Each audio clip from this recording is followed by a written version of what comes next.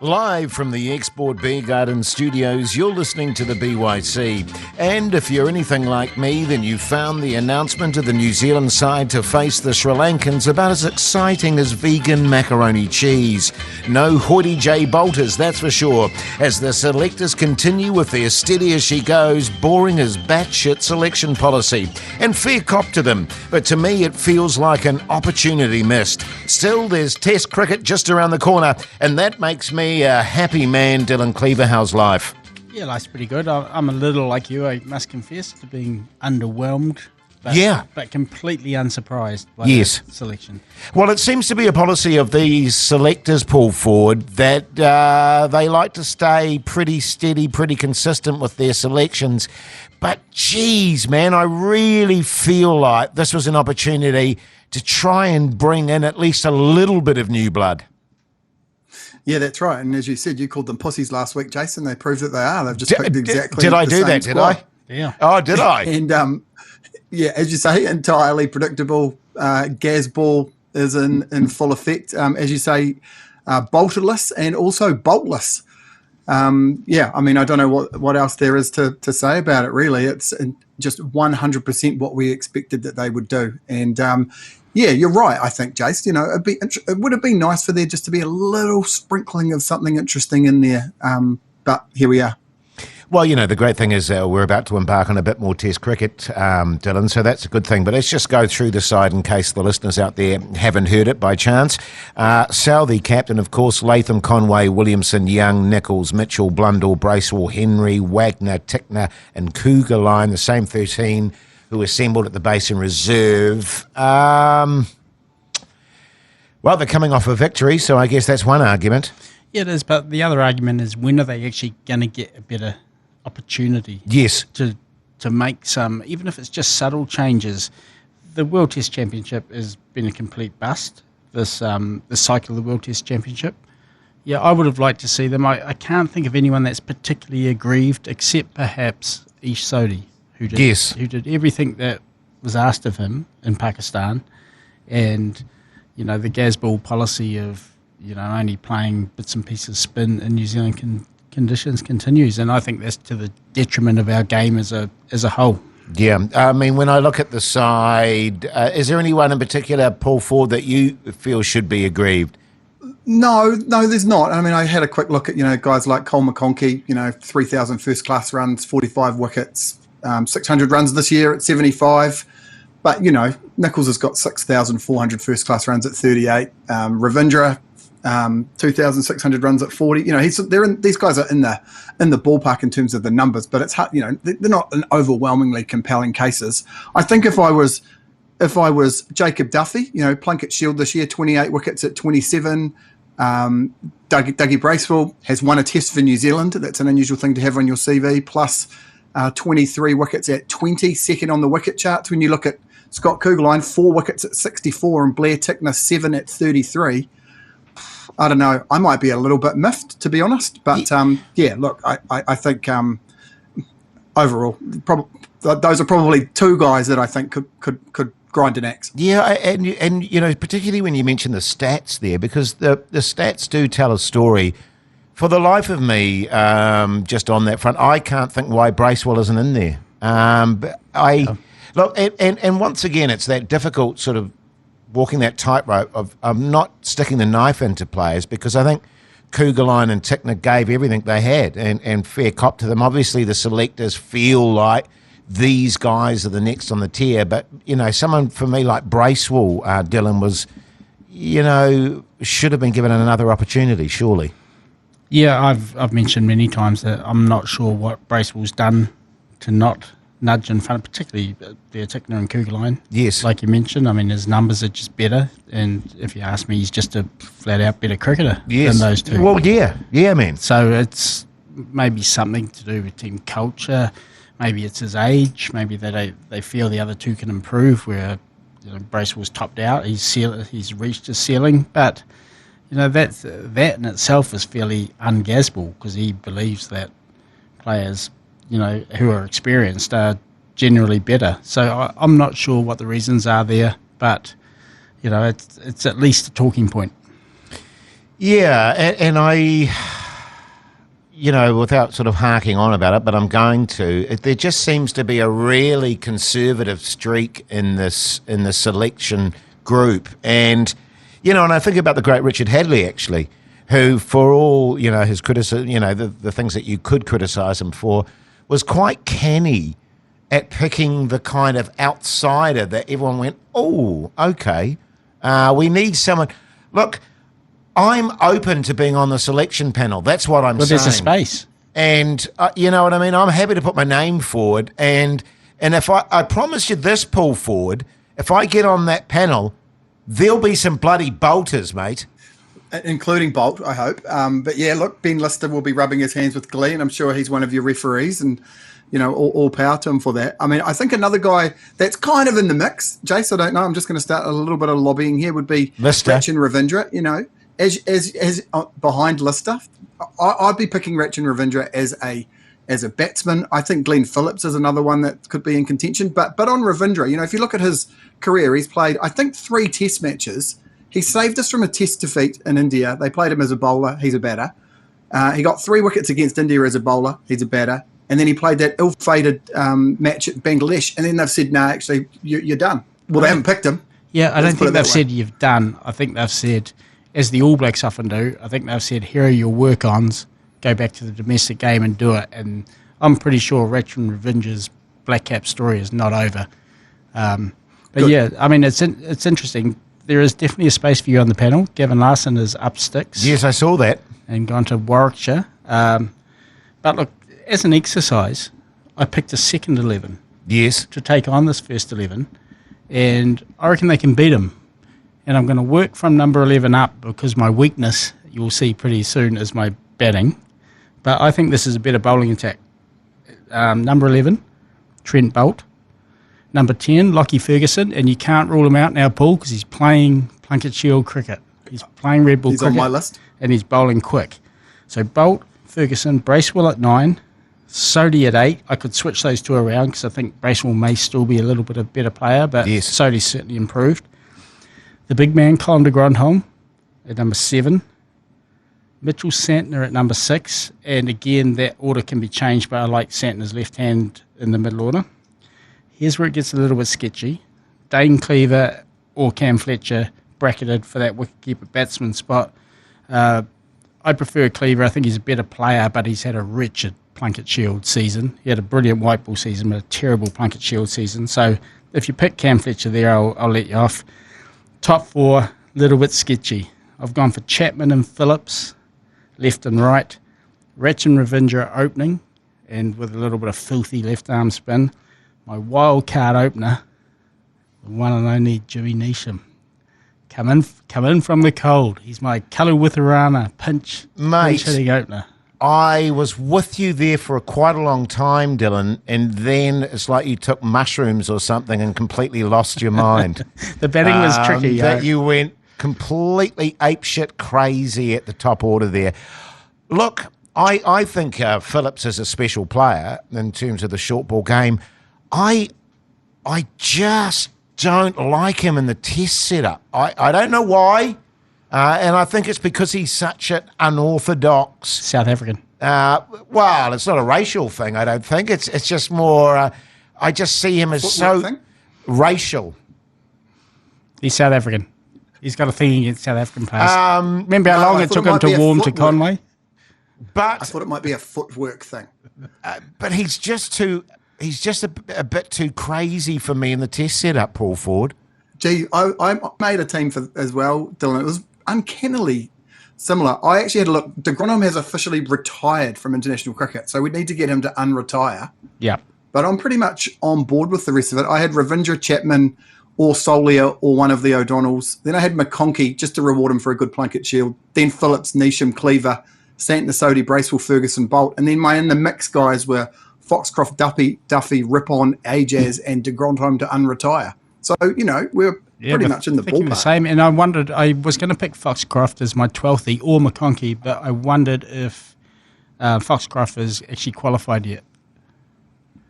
I'm not sure if he quite is. No, he's got a little longer to go. But also, we'll just put it on this very basic level, fellas, after naming your sides there. you take out Kugelheim, you take out Tickner, you have in bloody Bracewell and Lockie. Yeah. You know what I mean? And I would far rather just out and out pace. And for me, Brace was a really talented cricketer. I love the best bowling action going around. I reckon it's a thing of beauty. That for me is much stronger. If I had those two in my side, I'd be going, yeah, boy. You know what I'm saying? So the Sri Lankans are here. They played the New Zealand 11. Sri Lanka 276 for 4.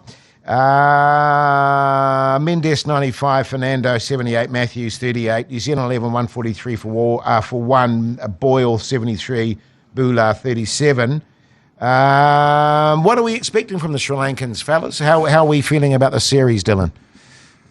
I'm not expecting a lot from them in New Zealand conditions. They've got a couple of stalwarts there. Angelo Matthews is always good for a gritty 50, often quite painful to watch 50. Same as Karunaratne at the top, good player. Is Chandimal here?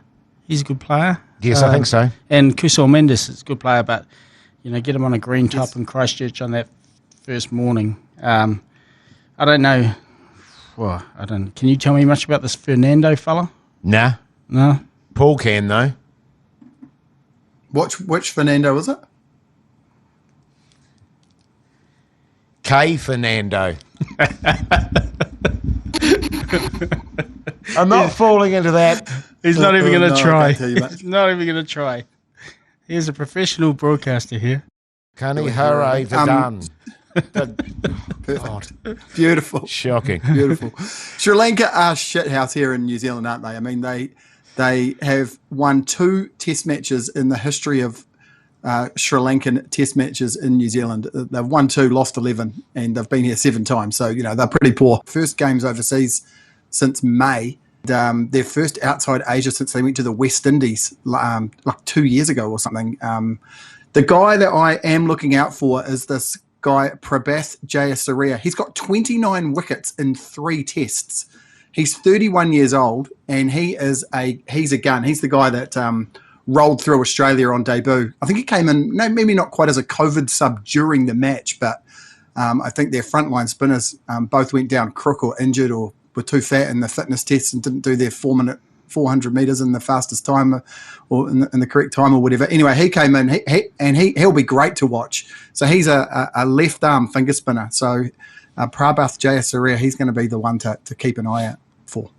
Yeah, great stuff. Of course, don't forget that first test match starts tomorrow. Yes. And make sure you tune into the ACC coverage of that. So the vibe I'm getting from you fellas, despite the conservative nature of the selectors, we will not accept anything other than a comprehensive New Zealand victory.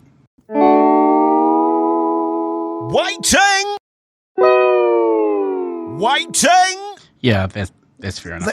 2-0. That's fair. And I'll tell you what, we've lost the first match against Bangladesh, the first match against South Africa, and the first match against England. No, we lost the second against South Africa. Oh, was it? Okay. Oh, yeah, okay. Well, that's good. I felt that I was just worried there was a pattern developing. But anyway, we need to just not lose both of these games. That would be good. Sri Lanka have got heaps to play for. If they beat us 2-0, they can. They've got the chance of pipping India and going into that World Test Championship final. So they should be trying to play well, but we'll see. Now we've got a song, because we love a bit of music on the BYC. Virat Kohli sings on a bus on Instagram covered in holy powder. Calm down.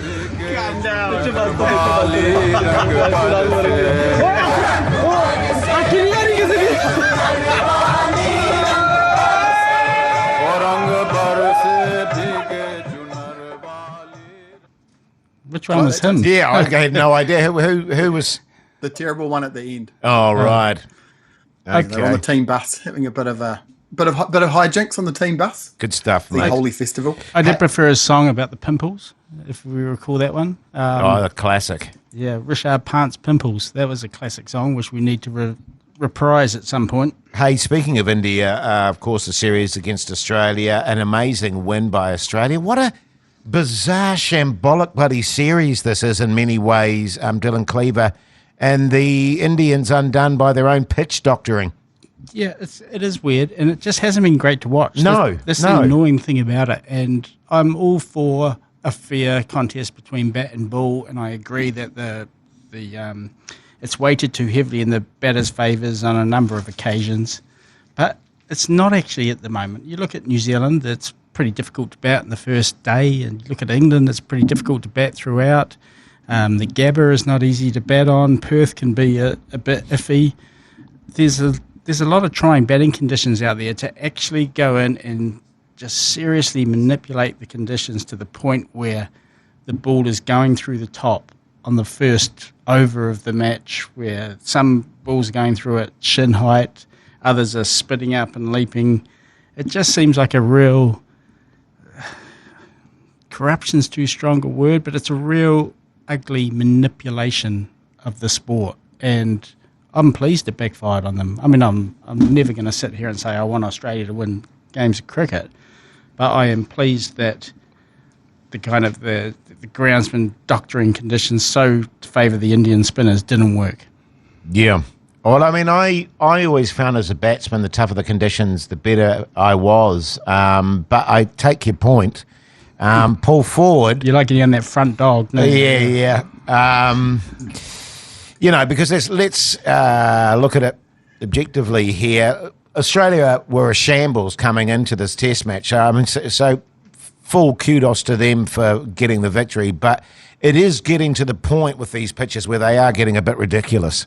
Yeah, well, they're attracting massive amount of headlines, and yeah, Jason, I mean, it's very humble of you not to mention your incredible record at Ahmedabad. Yeah, of course, 317 not out.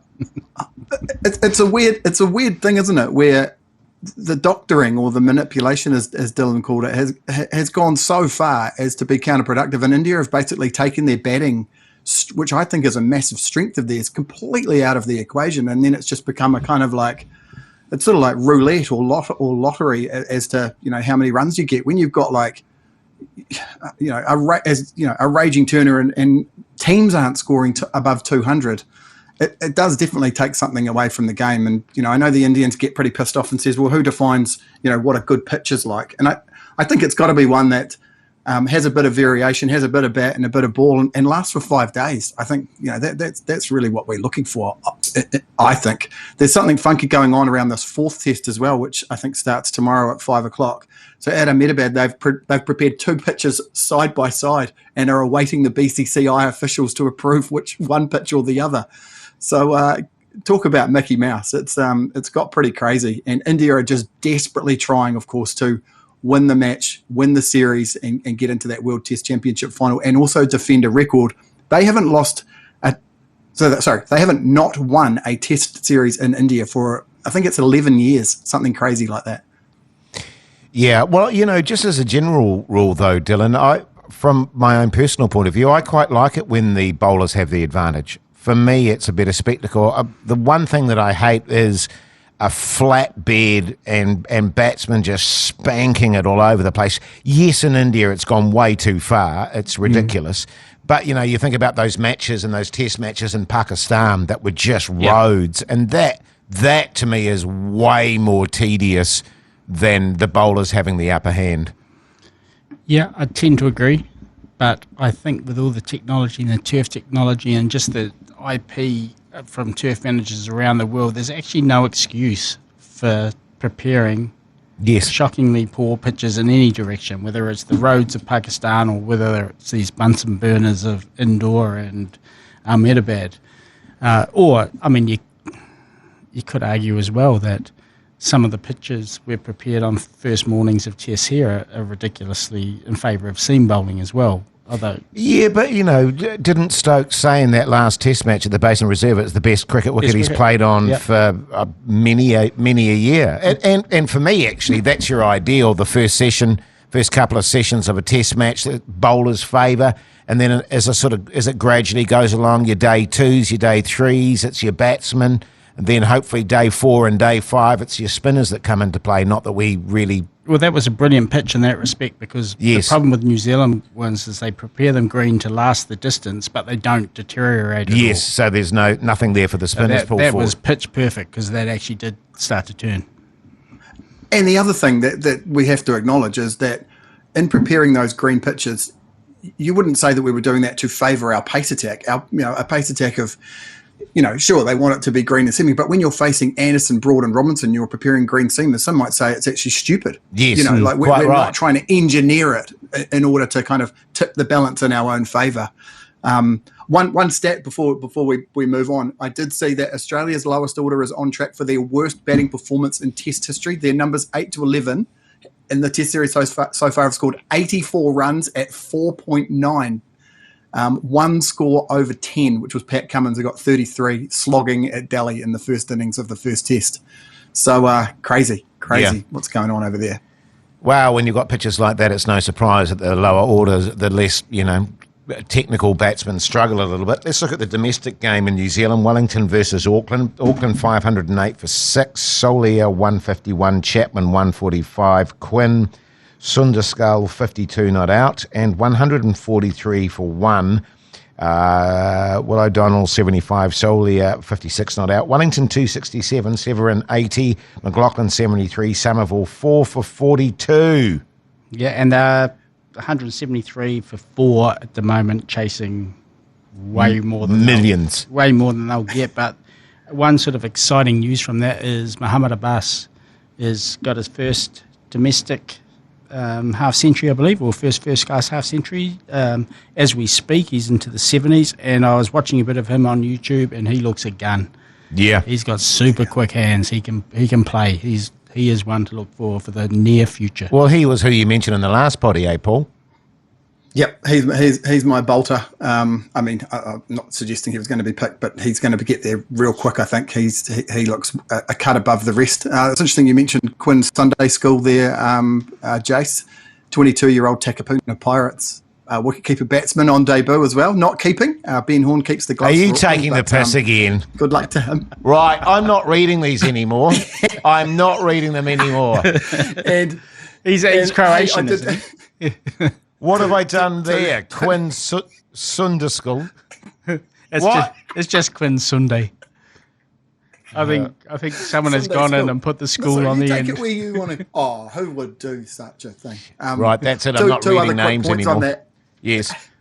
Bharat Popley, he's right up the run scoring list still. Gosh, he's been going around for 10 years in domestic cricket. Of course, born in New Delhi. He's 33 years old now, but doing great. And we've got to acknowledge Mitchell Santner, a century and 5 wickets in a match. That's pretty unusual. It's only happened 44 times in the history of first-class cricket.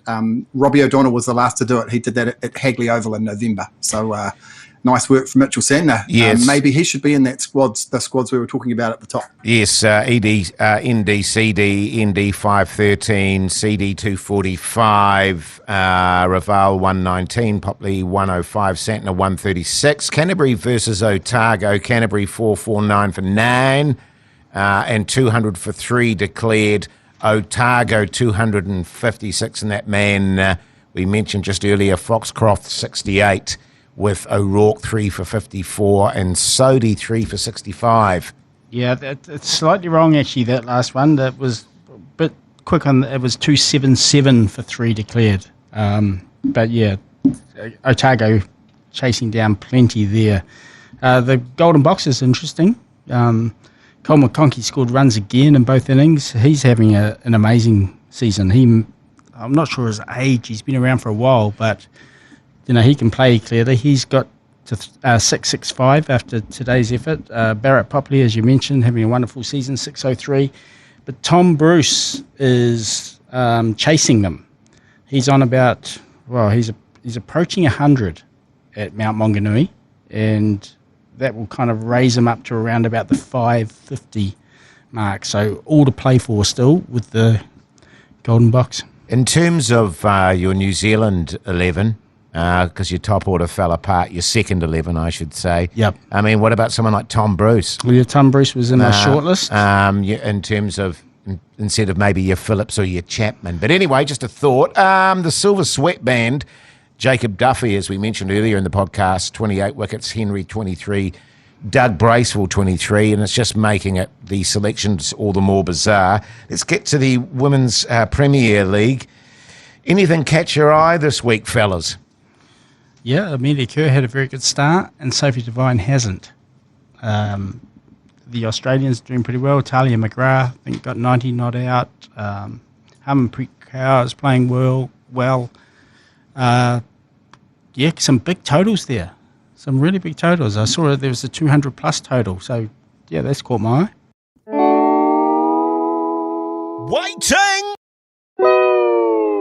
Waiting! Great stuff. Hey, right now it's time for Paul Ford's News or Ruse.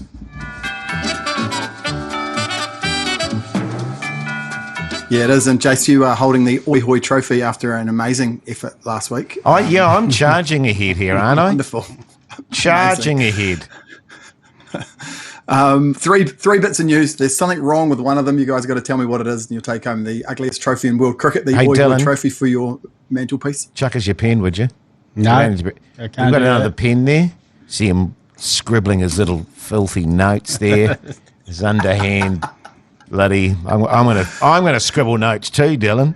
We can both play that game, pal.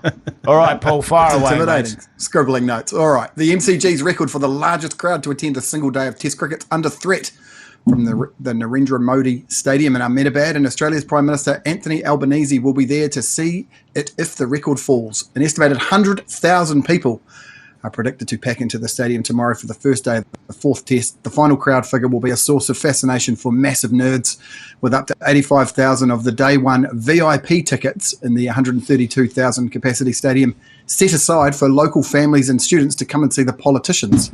So keep an eye out for a scenario where the venue's packed for ball one and then nearly empty during the final session as they all leave. Australian spectators were worried they couldn't get tickets, but they can now get tickets not only for days 2 to 5. The record attendance for a day of Test cricket is 91,112 from the 2013-2014 at the G.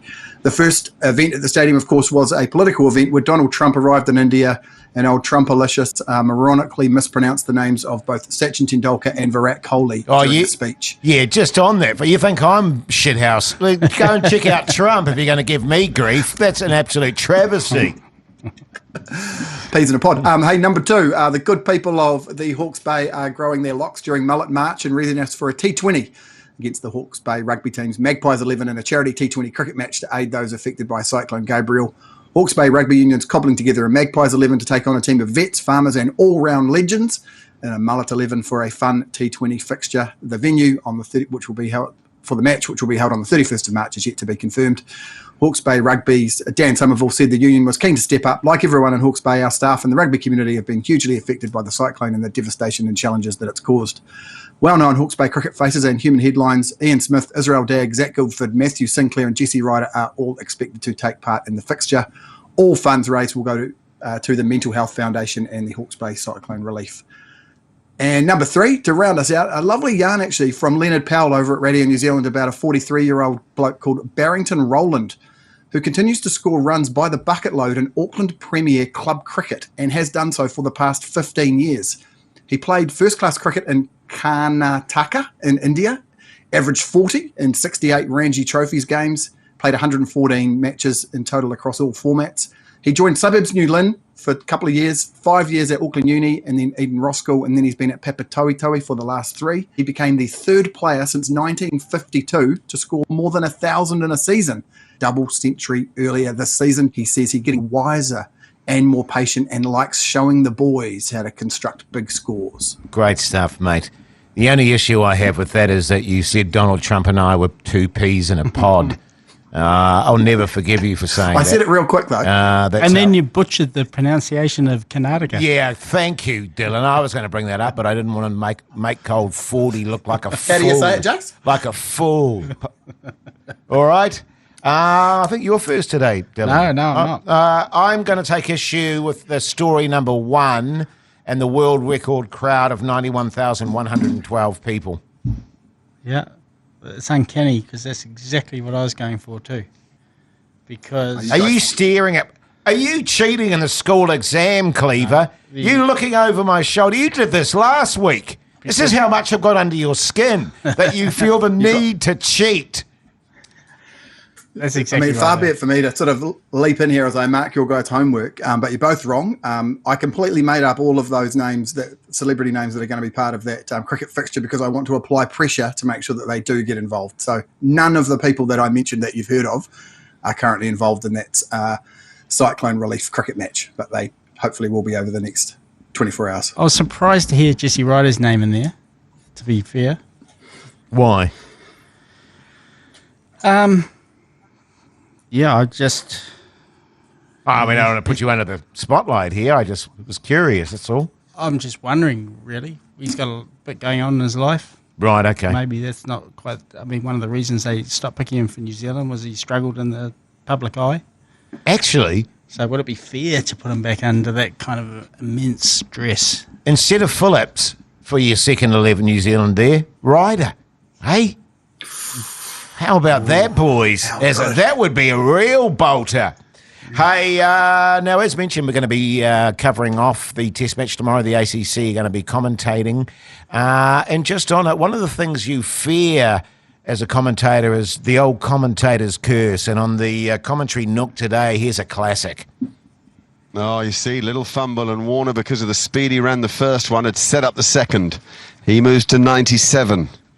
Never been out in the 90s. Mark, sorry. What did you say then? Did you say he's never been out in the 90s? In a test match, he's never been out in the 90s. I know.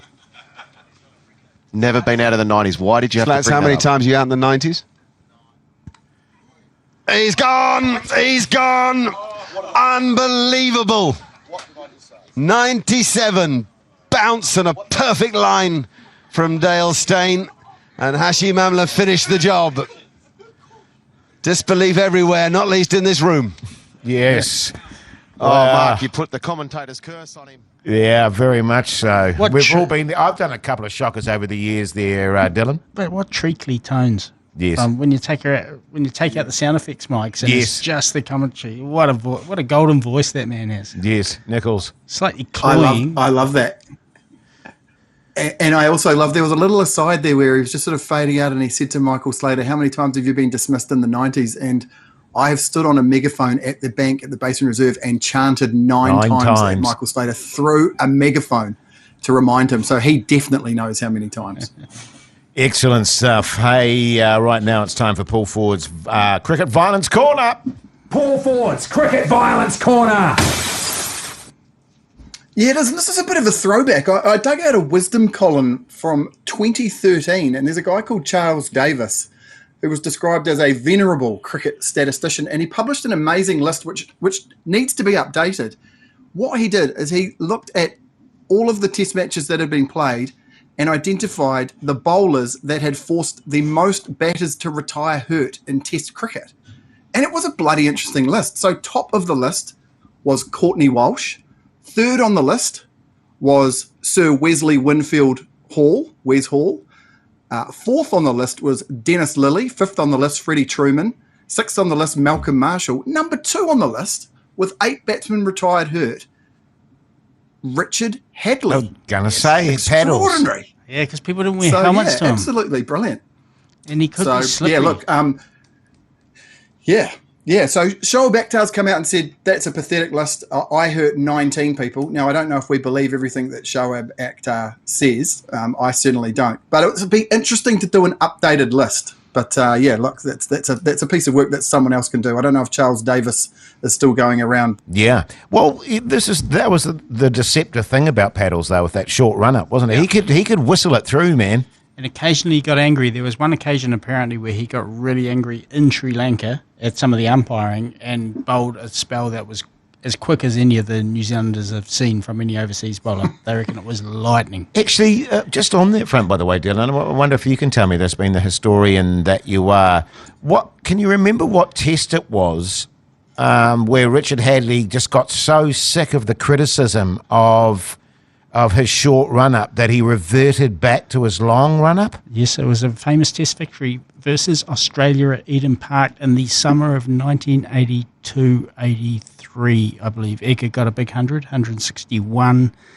New Zealand bowled out Australia on the last day.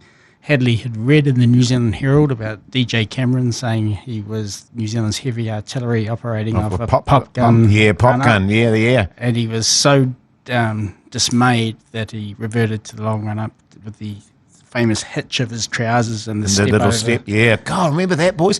But, in many respects there, actually, he probably shot himself in the foot, didn't he? Because, he knew why he was doing it off a short run. And then sort of in a moment of rage and petulance, he goes, right, well, I'll show you. And then he does it, and he bowled very well, if I recall. Yeah, he did. And so everyone was going, well, see, there you go. You got to bowl off your proper run. So he dug a hole for himself. Now, if people want to get in touch with us, Paul Ford, what do? Flick us an email to byc@beigebrigade.co.nz or slide into the DMs of Beige Brigade or the Alternative Commentary Collective on Facebook or the Gram. And how's the bounce going, Dylan? What's going on, mate? Yeah, the bounce is going very well. Obviously, tune in over the next 5 days where I'll be giving updates from the cricket. Yes. I'm not actually going to be at the Oval this time, but I'm doing a bit of commentary here. Your wife banned you, didn't she? She said you just get on the piss too much. Well, no, we've got a 50th in Matakana this weekend. I had my wife's 50th just this past weekend So Dylan. so I hear what you're saying. Yeah. Great stuff. Well, I tell you what, thanks everyone for tuning in to this podcast.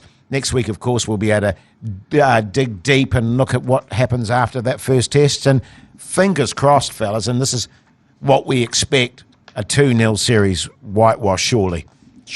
Hey, but thanks for tuning in, and we'll be back same time, same place next week. Till then, see you later.